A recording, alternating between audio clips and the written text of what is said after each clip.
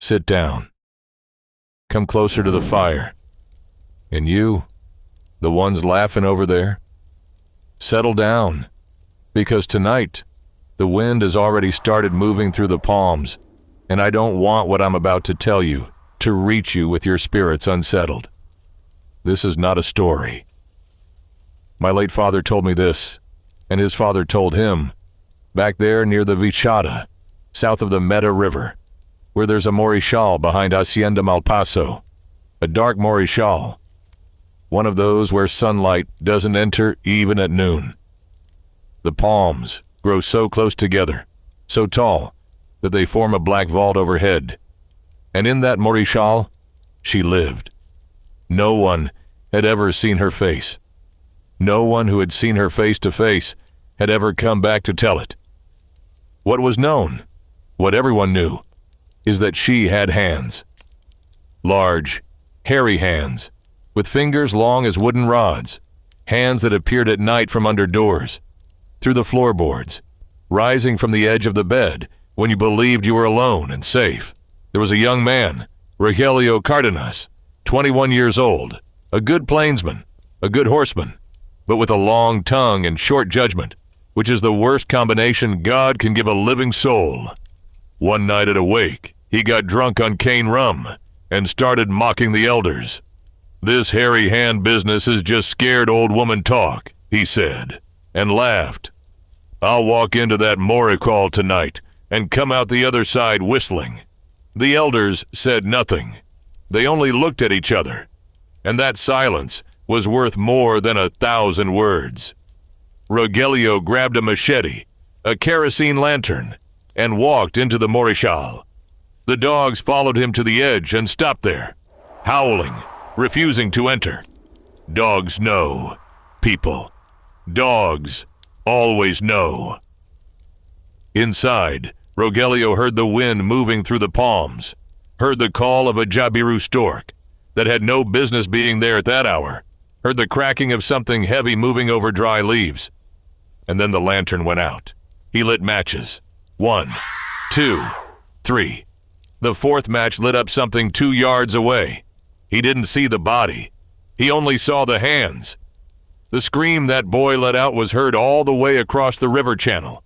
A single scream. Then nothing.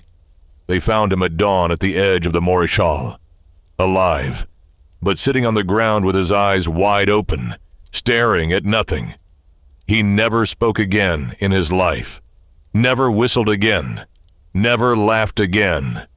And on his arms, from the wrist to the elbow, there were marks, like fingers, as if something had gripped him hard and then let him go, on purpose, so the world would know it could have taken him, and chose to let him stay. Now comes what you don't want to hear. The hairy hand does not stay in the Morichal. That's a lie they tell so children won't wander off at night. The truth is that she comes out. She comes out when there's a full moon that gives no light. She comes out when the roosters don't crow at midnight. She comes out when you've spent days feeling watched without knowing why. Have you felt that? That feeling that something is watching you from a corner you know is empty? She comes for those who think they're too clever, for those who laugh at what they don't understand, for those who sleep with an arm hanging off the side of the bed. First you feel a cold that has nothing to do with the weather, a cold that comes from inside. Then you smell something like wet earth and dead animal. And then you hear the scraping, a soft, patient scraping, as though it has all the time in the world, because it does. The elders knew how to protect themselves. Never sleep with your arms outside the covers. Not ever. Because hands look for hands. They look for something living to hold. If you hear the scraping, don't look under the bed. Don't turn on the light. Don't call out to anyone. Play dead and pray whatever you know, even if it isn't much. She doesn't take those who are sleeping. Only those who wake up. And most importantly, don't mock her. Don't say she doesn't exist. Because the very moment those words leave your mouth, she hears them. No matter where she is, She hears them. And that very night, you will hear the scraping. I have lived 78 years on these plains. I have seen horses die for no reason in the middle of the savannah. I have buried men that nobody killed. The Llano is beautiful, yes, but the Llano is alive. And what is alive has an appetite. Tuck your arms under the covers tonight. And if the cold wakes you, and if you smell wet earth, don't look.